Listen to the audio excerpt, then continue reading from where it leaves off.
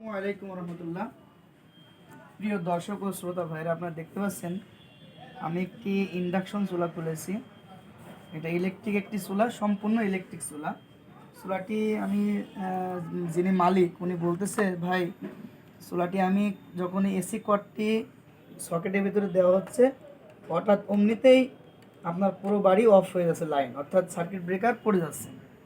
এখন এর কী সমস্যা, তো এটা আমি আপনাদেরকে আজকে দেখাবো কি সমস্যা। তো আমরা যেগুলো করি মিস্ত্রি জগতে, সেটা হলো এর পরীক্ষা নিরীক্ষা করার পরে কথা বলাই ভালো, কিন্তু আগে থেকে আমি যেটা আমরা মিস্ত্রি যেহেতু বুঝতে পারি, তো আমি দেখতেছি এর একটা ক্যাপাসিটার পোড়া। ক্যাপাসিটারটি আমি খুলে পরিবর্তন করে দেখব কি হয়। 1 2 3 বলবা, বলো। দাও।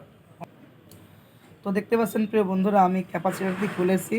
এই ক্যাপাসিটারের মান হলো 0.33 ইউএফ। আসলে দেখেন ক্যাপাসিটারটি ফেটে গিয়েছে। তো আমি ক্যাপাসিটারটি পরিবর্তন করলাম, এবার দেখবো আসলে কি হয়। তো লাইনে দিলাম, এ দেখেন তাও হয়নি।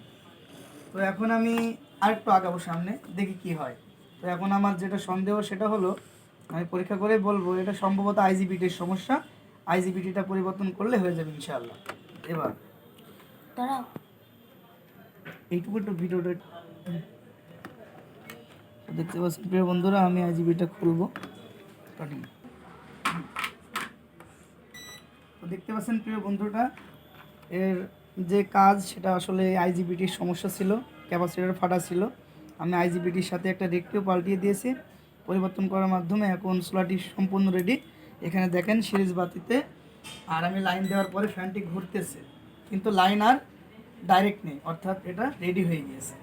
তো আপনারা কি বুঝলেন, আসলে ইলেকট্রিক যে কোনো জিনিসের ঝামেলা হলে আপনারা বাসায় বসে, এটা তো করা টাফ, তারপরে যদি করতে পারেন ভালো, আর যদি করতে না পারেন আমাদের ঠিকানা walk electronics and servicing centre, master market, গোস্তপটির পিছনে, ভালাইপুর মোড়, চুয়াডাঙ্গা।